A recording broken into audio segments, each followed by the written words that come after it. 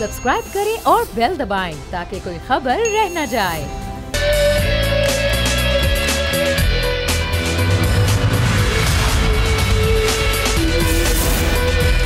बिस्मिल्लाहिर्रहमानिर्रहीम, अस्सलाम वालेकुम। प्रोग्राम में मैं सुमैया रिजवान आपको खुशामदीद कहती हूँ। नाजरीन, अभी जो खबर हमने आपको दी कि ज़मान पार्क में इमरान खान की रिहाइशगाह में टीम मौजूद है, क्योंकि अब सर्च वारंट मौसूल हो चुके हैं लीगल टीम को। सर्चिंग के हवाले से वहाँ पर मुज़ाकरात भी इमरान खान से किए जा रहे हैं। सर्चिंग जो है वो किस तरीके से की जाएगी और क्या कहा जाएगा, ख़ास तौर पर जो सर्चिंग का मामला है जिसमें इमरान खान ने ये कहा कि मैंने मीडिया की टीम को जो है वो दिखा दिया है अपना घर, यहाँ पर कोई लोग नहीं छुपे हुए, यहाँ पर कोई ऐसे दहशतगर्द नहीं है, कोई शरपसंद लोग नहीं है जिसके बारे में कहा जा रहा है कि यहाँ पर कुछ लोग छुपे हुए हैं। तो ये सारी सूरत हाल पे हमारे साथ बात करने के लिए मौजूद हैं निगरां वज़ीर जाब आमिर मीर साहब। उनसे ज़रा सारी सूरत हाल बात करते हैं। आमिर मीर साहब, अभी जो टीम मौजूद है, डेफिनेटली लीगल टीम, जिनको ये सर्च वारंट जो हैं वो मौसूल हो गए थे, तो ये टीम मुज़ाकरात कर रही है इमरान खान से। क्या ये इजाज़त दी जाएगी पहले इमरान खान से कि पहले वो इजाज़त दे दें फिर सर्चिंग हो, और अगर नहीं देते इमरान खान इजाज़त तो क्या फिर भी हुकूमत अंदर की यानी कि सर्चिंग करेगी ज़मान पार्क की? नहीं, आज तो कमिश्नर लाहौर जो है इस वक्त मेरा ख्याल तकरीबन पहुंचने वाले हैं, साथ में उनके डीआईजी ऑपरेशंस हैं, डीआईजी और एसएसपी ऑपरेशंस हैं। तो आज तो खान साहब से उन्होंने तय करना है कि तलाशी जो है वो कब देंगे। आप ये कह रहे हैं कि तलाशी अभी नहीं ली जा रही सर, लेकिन जो अंदर टीम मौजूद है जो कि ये भी बताया गया कि मुज़ाकरात कर रही है, तो क्या इमरान खान से परमिशन ली जाएगी? और अगर नहीं भी होता तो हर सूरत ही यानी कि तलाशी करेगी निगरान हुकूमत? देखें, वारंट्स तो हमारे पास 8 मार्च को भी थे, जब गए थे तो खान साहब ने तलाशी देने की बजाय हंगामा आराई कर दी और इवेंचुअली फिर गेट तोड़ के भी घुसना पड़ा, लेकिन अंदर नहीं उन्होंने जाने दिया। तो हम चाह रहे हैं कि हम ये चाह रहे हैं कि फामो तफहीम से मामला हो जाए। खान साहब चूंकि कल इन्होंने कुछ लोगों को बुलाया था मीडिया के, उन्होंने दावा किया कि जी मैंने घर दिखा दिया, मेरे घर में तो कोई दहशतगर्द नहीं है जी। लेकिन जो लोग मीडिया के कल खान साहब के घर गए थे, मैंने उनसे चेक किया है, बात की है सारा, तो उन्होंने बताया है कि खान साहब ने अपने घर के अंदर मीडिया के किसी बंदे को नहीं जाने दिया। वहाँ अब भी पंकज मौजूद हैं। खान साहब जो हैं वो खुद भी मीडिया से नहीं मिले थे। रात 9 बजे तक, 12 बजे जो जर्नलिस्ट गए थे उनको रात 9 बजे तक उन्होंने रोक के रखा, उन्हें गिरफ्तारी का खदशा था। खान साहब ने जो उन्हें चेक करवाया वो घर के बाहर से सीढ़ियां जाती हैं छत पे, उन्होंने छत चेक करवाई, अपने घर की दोनों गलियां चेक करवाई, लॉन दिखाया, गैराज जो है वो उनकी टीम ने गैराज चेक करवाया। तो उन्होंने घर के अंदर तो जाने नहीं दिया। अब जब प्रोफेशनल सर्च होती है जो पुलिस करती है तो उसमें तो घर के अंदर से काम शुरू होगा। उसमें तो वो बड़ा माइन्यूटली बेडरूम तक जाएंगे, ड्राइंग रूम में जाएंगे, घरों की अलमारियां, कपड़ों की अलमारियां, बेड के नीचे, बाथरूम, हर जगह, तहखाना, उनकी बेसमेंट, सब जगह चेक करते हैं। तो ये खान साहब बिल्कुल बेबुनियाद दावा कर रहे हैं मैंने घर दिखा लिया। अगर घर दिखा दिया था तो फिर जो 6 लोग उन्होंने निकाले रात को जो हमने पकड़े हैं वो कहाँ से आ गए? अच्छा, तो कल वो ये भी खबर आई थी आमिर साहब कि कुछ लोग भाग रहे थे तो उनको गिरफ्तार किया गया, कौन लोग थे वो? जी कल नहीं, ये कल दोपहर में 8 लोग पकड़े गए थे और कल रात जो है रात गए 6 लोग और पकड़े गए हैं, ये टोटल 14 हो गए हैं इस वक्त। तो आमिर साहब ये वही लोग थे जिनकी शनाख्त वो वीडियोस के जरिए की गई? नहीं, देखें, ये तो वो लोग हैं जिनको जियो फेंसिंग के जरिए फिर उनकी मोबाइल की लोकेशन से ये इस्टेब्लिश हो गई थी बात के 9 मई को जब कोर कमांडर लाहौर के घर पर हमला हुआ जिसे जिना हाउस कहते हैं और अस्करी टावर पे अटैक किया गया। तो ये लोग दोनों बिल्डिंग्स के अंदर मौजूद थे। फिर फुटेजेस में इनकी जो है चेहरे वो शनाख्त किए गए, नादरा को दिए गए, नादरा ने इनका डेटा निकाला, फिर इनके मोबाइल फोन जो हैं उनकी लोकेशन चेक की गई। तो उस रोज वो हमले के वक्त इन 2 मुकामात पर मौजूद थे। फिर इनमें से कुछ ऐसे भी हैं जो बाकायदा आग लगाते हुए और तोड़ फोड़ करते हुए नजर आए हैं। तो ये वो लोग हैं, दे वर वांटेड इनमें से 12 लोग जो हैं वो कोर कमांडर हाउस पे हमले में शामिल थे और 2 लोग जो हैं वो अस्करी टावर में जब हमला हुआ है तो उसमें शामिल थे। अच्छा, लेकिन आमिर साहब, खान साहब तो मुसलसल ये कह रहे हैं कि मेरे घर में कोई मौजूद नहीं है। फिर आपने पहले का जिक्र किया कि जब 8 मार्च का सारा मामला था, तो इस दफ़ा क्या स्ट्रेटजी होगी? टीम किस तरह तश्कील दी गई है जो अंदर तलाशी लेगी, सर्चिंग करेंगे, जिस तरह आपने पहले बताया? खान साहब से रिक्वेस्ट की थी कि इजाजत उन्होंने ट्वीट के आके तो तलाशी ले लें। मैंने जवाब में उन्हें ट्वीट किया था कि आप 4 पुलिस वाले जो हैं वो 40 दहशतगर्दों को पकड़ने के लिए नाकाफी हैं, क्योंकि ये बिल्कुल ट्रेंड दहशतगर्द हैं जिन्होंने तालिबान स्टाइल के हमले किए और उन मिलिट्री इंस्टॉलेशंस को अटैक किया जिन पर माजी में तहरीके तालिबान वाले हमला करते रहे हैं। तो ये खतरनाक दहशतगर्द हैं। इनकी सर्च ऑपरेशन जो होगा वो कम से कम 400 पुलिस वाला आएगा, कॉर्डन ऑफ करेंगे, फिर ये सर्च हम करेंगे। अच्छा, तो मैंने खान साहब को लिखा था आपके जवाब का इंतजार है, उन्होंने जवाब नहीं दिया, जिसके बाद हमने कमिश्नर लाहौर को उनके पास भेजने का फैसला किया और आज उनके साथ बातचीत होगी तो रिजल्ट सामने आएगा। अच्छा, बहुत शुक्रिया आपका, thank you so much for your time. Aamir Mir साहब, निगात पंजाब, आमिर मीर साहब जो गुफ्तगू कर रहे थे इस सर्च वारंट और आगे की जो लाहे अमल है किस तरीके से वो किया जाएगा, सारी गुफ्तगू उन्होंने हमसे की। आगे बढ़ते हैं नाजरीन, कोर्ट की खबर में आज बात करेंगे। शरई कोर्ट का एक फैसला आ गया बड़ा कि कोई भी शख्स अपनी मर्जी से अपनी जिन्स तब्दील नहीं कर सकता है, ये कह दिया गया है। और ख्वाजा सरा एक्ट के खिलाफ जो दायर दरख्वास्तें थी उन पर यह फैसला सुनाया गया है। वफाकी शरई अदालत ने फैसले में जो ट्रांसजेंडर एक्ट है उसकी सेक्शन 2N3 और सेक्शन 2F, सेक्शन 3 और सेक्शन 7 को खिलाफ शरीयत करार देते हुए ये फैसला सुना दिया है। अदालत ने ख्वाजा सरा एक्ट के खिलाफ दायर दरख्वास्तों पर अपने जो दिए गए फैसला है उसमें कहा है कि जिन्स का ताल्लुक़ इंसान की बायोलॉजिकल सेक्स से होता है और महसूस की बुनियाद पर ही इंसान की जिन्स का तयन जो है वो नहीं किया जा सकता है।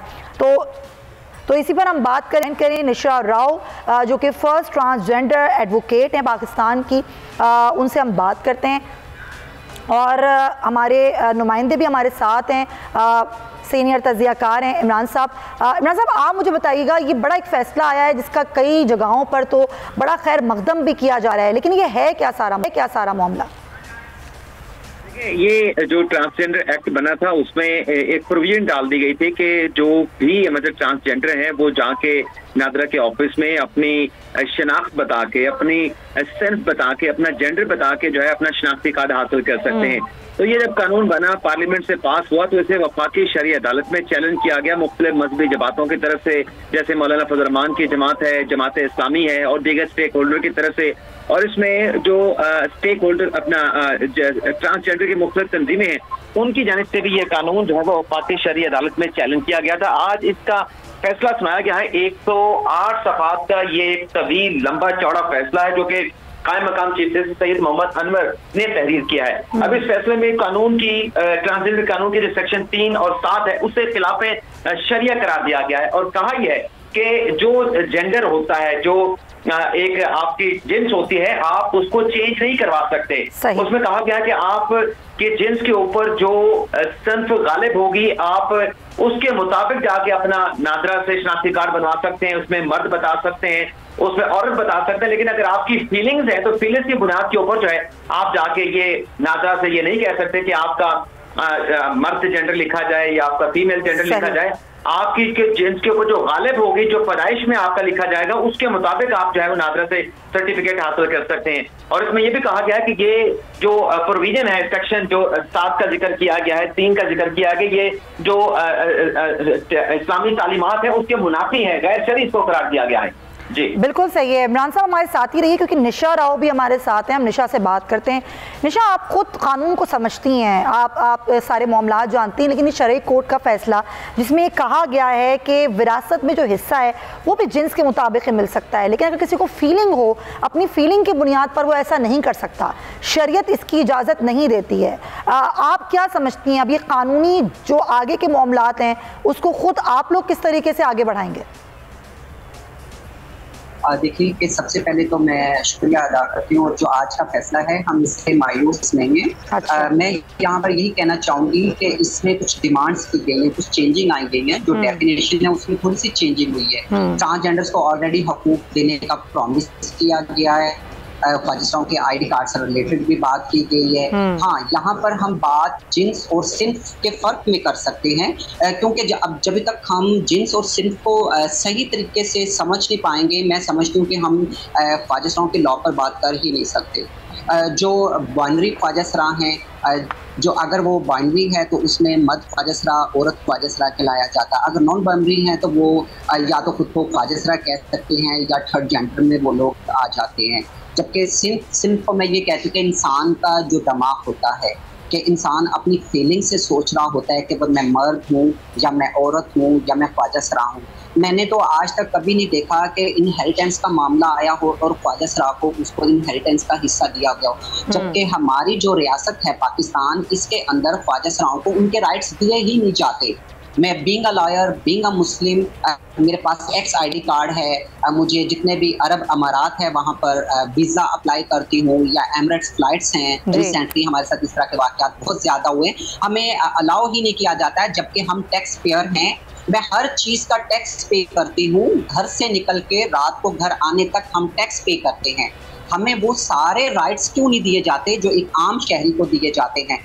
जबकि मैं कराची यूनिवर्सिटी में LLM फाइनल सेमेस्टर की स्टूडेंट हूँ, जबकि मेरे आईडी कार्ड पर एक्स मेंशन है और मुझे मर्दों की तरह वहाँ पर ट्रीट किया जाता है। क्या मैं मर्द नज़र आती हूँ या मैं बायोलॉजिकल मर्द फील हो रही हूँ? ऐसा कुछ नहीं है, लेकिन क्या है कि हमारे राइट्स पर आवाज़ नहीं उठाई जाती। कुछ सरपसंद ऐसे अफराद हैं जो ख्वाजा को लेकर अपने पॉलिटिकल व्यूज़ पर बात कर रहे हैं या इनके इश्यूज़ को हाईलाइट कर रहे हैं। मैं यहाँ पर ये चीज़ें आयद करूँगी कि ख्वाजा के जो आज सुबह से मीडिया में चल रहा है कि ख्वाजा के जो बिल है 2018 का उसको रिजेक्ट कर दिया गया, ऐसा कुछ नहीं है। हम मायूस नहीं हैं, हम इस बिल जो फैसला है हम उसको खुशाइन करते हैं। हम इसके लिए सुप्रीम कोर्ट में अपील कर सकते हैं, क्यों हमारे राइट्स पर बात की गई है ऑलरेडी। हाँ, ये अब सोसाइटी को समझना चाहिए कि वो ट्रांसजेंडर्स को किस तरह लेकर चलना चाहते हैं। अगर अब हमारे नादरा से एक्स आईडी कार्ड खत्म किए जाते हैं तो फिर मैं आपके आगे ये सवाल रखती हूँ, तो मुझे फिर किस जेंडर में कन्वर्ट किया जाएगा? जबकि मैं मेल तो हूँ ही नहीं, ना मैं फीमेल हूँ। क्या मुझे मेल वाले बॉक्स में डाल दिया जाएगा? क्या मुझे फीमेल वाले बॉक्स में डाल दिया जाएगा? मुझे इस चीज की समझ नहीं है। अगर हम पब्लिक प्लेसेस पर नहीं जा सकते, पब्लिक ट्रांसपोर्ट यूज नहीं कर सकते, मैं कराची में रहती हूँ, अगर मैं पब्लिक ट्रांसपोर्ट यूज करती हूँ तो मुझे बहुत ज्यादा इश्यूज होते हैं। 2 डिपार्टमेंट है, फ्रंट पे फीमेल्स होती हैं, बैक पर मेल्स होते हैं। मेरे लिए ये डिसाइड करना मुश्किल हो जाएगा आने वाले वक्त में जब मेरे पास आईडी कार्ड मर्दों वाला होगा कि मैं मर्दों से हरास होने के लिए। ये सारे मामलात जो हैं ये हुकूक के हैं कि इसमें जो एक कन्फ्यूजन है, मैं ये कहूँगी कन्फ्यूजन का जो है वर्ड इस्तेमाल करना चाहूँगी कि वो कन्फ्यूजन जो है वो दूर होनी चाहिए। और आप ये कह रही हैं निशा कि अब इस मामले को सुप्रीम कोर्ट आप लोग लेकर जाएंगे, क्योंकि यहाँ मामला हुकूक का है। ख्वाजा सरा को सोसाइटी एक्सेप्ट करे जैसे कि वो चाहते हैं, उनको सारे हुकूक दिए जाएँ। थैंक यू सो मच निशा राव हमारे साथ मौजूद थी, और आपका भी बहुत शुक्रिया इमरान वसीम। मामले को बहुत ही सेंसिटिव तरीके से टेकअप करने की ज़रूरत है और उसको देखा जाना चाहिए कि हुकूक किस तरीके से ख्वाजा सराओं को ये मुआशरा दे।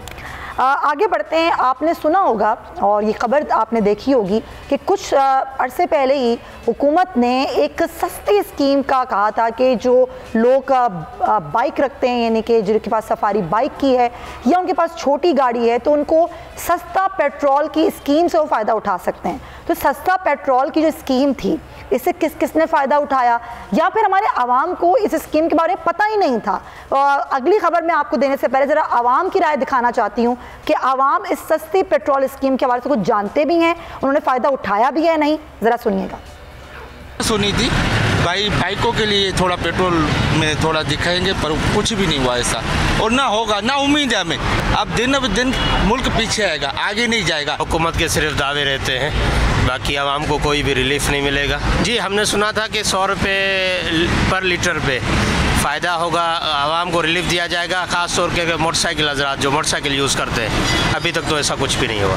इसका सुनने में तो आया था कि इस तरीके से होगा कि बाइक वालों के लिए फैसिलिटीज़ होंगी, और जो कार्स के हवाले से भी थी कि जो इतनी सीसी कार चला रहे हैं लो इसी उनके लिए फैसिलिटी होगी, लेकिन इस तरह से कहीं अमल दरामद नज़र नहीं आया इस पर। गरीब गरीब तर होता जा, अमीर अमीर तर होता जा रहा है। उसका तो पहले ये ऑर्डर हुआ था, जब लोग बोल रहे थे ये कर रहे हैं ये कर रहे हैं, तो उसका तो कुछ हुआ ही नहीं मसला हल। अभी वही हालत है, यही महंगाई लगी हुई है, वही परेशान है लोग। गवर्नमेंट ने ऐलान किया सी कि मोटरसाइकिल वाले गरीब आवाम को रिलीफ देंगे और पेट्रोल उन्होंने घट कीमत ते मिलेगा। ऐलाना तक ये गल महदूद है, कोई पेट्रोल पंप से ना तो कोई तेल घटता पाया, तो ना ही मिलता पाया, तो ना ही दूर दूर तक कुछ नज़र आ रहा है। पेट्रोल 100 रुपये लीटर वगैरह का मामला कहा जा रहा था, ऐसा तो कोई मामला ही नहीं है, हमें तो कहीं से भी नहीं मिला। सब यही कह रहे हैं कि होगा 100 रुपये तक का ऐलान होगा, लेकिन अभी तक कुछ भी नहीं है। कोई हमें इस चीज़ की सहूलत नहीं दी इन्होंने, हमें ख्वार किया है, परेशान है, हम मज़दूर लोग हैं, सुबह कामों पे जाते हैं, उधर से भी नहीं हमारी दिहाड़ी लगती। बस अफवाही हैं इनकी, और कुछ भी नहीं है। किसी भी पेट्रोल पंप पे ऐसा सीन नहीं है कि 100 रुपये का पेट्रोल आपको मिल रहा हो। जी सुना आपने, आवाम तो अभी तक सिर्फ इसी उम्मीद में है कि ऐसा कुछ होगा, मगर आवाम को हम क्या बताएं कि अब ऐसा कुछ मुमकिन ही नहीं है, क्योंकि पहले तो मुसद्दिक मलिक साहब ने कहा था कि महंगाई मुकाओ के नारे लगाकर ये हुकूमत में आए थे। ये बनने वाली इत्तेहादी सरकार जिसने हुकूमत में आने से कबल और हुकूमत में आने के बाद आवाम को बड़े बड़े वादे किए, सुनहरे ख्वाब दिखाए, मगर वो वादा ही क्या जो वफा हो जाए। ऐसा ही एक वादा इत्तेहादी हुकूमत ने गरीब तबके को महंगाई से रिलीफ देने के लिए पेट्रोल पर 100 रुपये सब्सिडी देने का ऐलान करते हुए कहा था, जिसके तहत मोटरसाइकिल और छोटी गाड़ियों के मालिकान को पेट्रोल 100 रुपये फी लीटर सस्ता देने का कहा था। अब इस हुकूमती ऐलान के बाद जो महंगाई के मारे हुए अवाम थे उसमें खुशी की लहर दौड़ गई। अवाम उस वक्त का इंतजार करने लगे कि कब हमें 100 रुपये लीटर सस्ता पेट्रोल मिलेगा। अवाम ये भूल ही गए कि मुल्क के वज़ीर आज़म साहब मियाँ शहबाज शरीफ ने भी वादा किया था कि वो अपने कपड़े बेचकर सस्ता आटा आवाम को देंगे। क्या कहते थे वो, पता नहीं है वज़ीर आज़म को अपना ये वादा याद है या नहीं है, लेकिन ये वादा भी आज तक पूरा नहीं हो सका। तो भला सस्ता पेट्रोल क्या खाक मिलता? वही हुआ जिसकी उम्मीद थी। मुसद्दिक मलिक साहब ने अपने वादे से बड़ा यूटर्न लिया और अवामी अरमानों को चिकनाचूर कर दिया। मुसद्दिक मलिक ने अपने जो ताज़ा तरीन बयान है उसमें ये कहा है कि गरीब सार्फिन के लिए जो पेट्रोलियम मसनूआत पर सब्सिडी स्कीम थी उस पर अमल दरामद वक्ती तौर पर रोक दिया गया है। साथ ही साथ आवाम का एक और सुनहरा ख्वाब दिखाते हुए ये भी फरमा दिया कि रूसी खाम तेल का जहाज़ रास्ते में है। मुआहदे के तहत रूसी तेल की कीमत नहीं बता सकते, अलबत्ता पाकिस्तान को रूसी खाम तेल पर अच्छी खासी रियायत मिलेगी। अब सवाल यह है कि रूसी खाम तेल कब पाकिस्तान पहुंचेगा और क्या वाकई आवाम को कोई इससे रिलीफ मिलेगा, या फिर वही कहावत सच हो, खोदा पहाड़ और निकला चूहा। तो ये सारी सूरत हाल पे हम जहाँ पर सब्सिडीज़ देने की बात करते हैं, IMF से मुआहदा हुआ नहीं है, IMF के जो शराइत हैं उनकी कड़ी तलवार है जो हम पर लटक रही है, ये होगा कैसे? यहाँ पर फिर हम पाक ईरान जो गैस पाइपलाइन मंसूबा है उसको मुकम्मल करने की बात कर रहे हैं। खुरम शहजाद साहब हमारे साथ मौजूद हैं, माहिर माशियात, उनसे ज़रा बात करते हैं। खुरम साहब, IMF का मुआहदा अभी तक नहीं हो पाया, यहाँ पर शराइत की एक बड़ी तलवार लटक रही है। हुकूमत शराइत पूरी करती है, फिर एक नई शर्त आ जाती है। अगर ये मुआहदा नहीं हो पाता तो जून में हुकूमत बजट कैसे पेश करेगी, और अगर नहीं पेश कर पाती तो कैसे अपने मामलात को लेकर आगे चलेगी?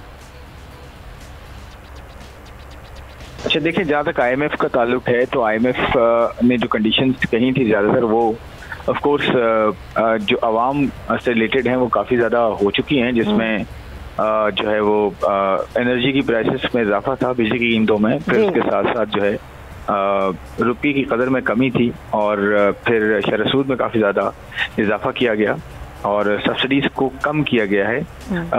लेकिन जो एक्सपेंडिचर साइड है, फिस्कल डेफिसिट जो है हमारा, जो खर्चों की और आमदन का जो फ़र्क है गवर्नमेंट के अपने, उनमें अभी तक जो है वो कुछ बहुत ज़्यादा बेहतरी नज़र नहीं आई है। और मुझे नहीं लगता कि जून के जो नंबर्स होंगे, यानी कि जब साल एंड होगा, उसमें कुछ बहुत ज़्यादा बेहतरी नज़र आएगी। हमारा जो खसारा है वो काफ़ी ज़्यादा बढ़ने के चांसेस है, क्योंकि इंटरेस्ट रेट बढ़ाने से, शरह-ए-सूद बढ़ाने से खसारे में इजाफा काफ़ी ज़्यादा एक्सपेक्टेड है, क्योंकि उसमें जो कर्ज़ों की अदायगियाँ हैं, लोकल जो कर्ज़ों की अदायगियाँ हैं हमारी, उनमें काफ़ी ज़्यादा इजाफा हो जाता है जब भी शरह सूद में इजाफा होता है। तो क्योंकि गवर्नमेंट खुद बहुत बड़ी बोरोवर है, बैंकिंग सेक्टर से बहुत ज़्यादा कर्जे लेती है, तो एक तो यहाँ से जो है अखराजात में इजाफा होगा, और दूसरा गवर्नमेंट अपने अखराजात कंट्रोल भी नहीं कर पा रही उस तरह से जैसे करने चाहिए। तो जहाँ तक आवाम पे उसका बोझ डालने की बात है, डेफिनेटली वो अपनी जगह पूरा हुआ है और IMF को मेरे ख्याल में अब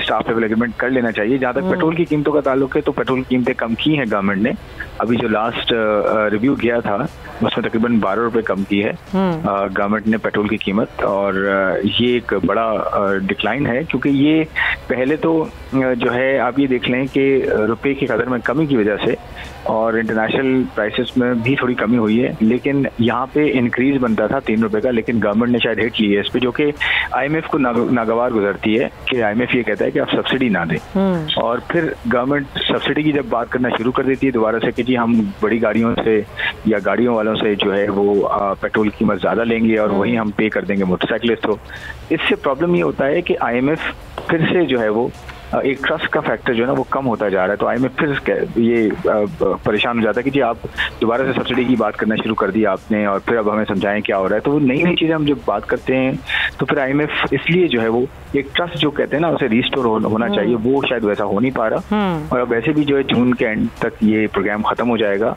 मेरे ख्याल में 3 रिव्यूज़ शायद ना हो पाएँ, तो नया प्रोग्राम उस वक्त तक शुरू शायद नहीं कर सकते जब तक ये रिव्यूज़ ना पूरे हो जाए। तो मेरे ख्याल में इसको गवर्नमेंट को रिव्यूज़ पूरे करने चाहिए। अब गवर्नमेंट ने भी काफ़ी हद तक चीज़ें पास ऑन कर दी हैं। बिल्कुल, ये अब हुकूमत का ही काम है कि चीज़ों को क्लियरिटी की तरफ लेकर जाए, क्योंकि ऐसे तो फिर मामलात नहीं चलेंगे। आप बिल्कुल दुरुस्त फरमा रहे हैं। खुर्रम शहजाद साहब बहुत शुक्रिया। आप आगे देखते हैं कि मुआशी टीम जो है हमारी वो अपनी मुल्क की मईशत को कैसे संभाल पाती है और इरशाद डार के साहब के जो दावे हैं वो किस हद तक पूरे होते हैं, ये होता है मुआहदा या नहीं होता है। इसके साथ ही नाज़रीन प्रोग्राम का वक्त ख़त्म होता है। आपसे फिर को मुलाकात होगी। अपना बहुत ख्याल रखिएगा। अल्लाह हाफ़िज़।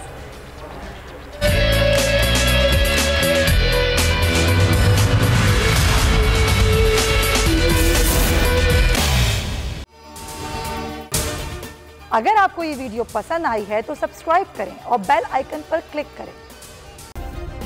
सब्सक्राइब करें और बेल दबाएं ताकि कोई खबर रह न जाए।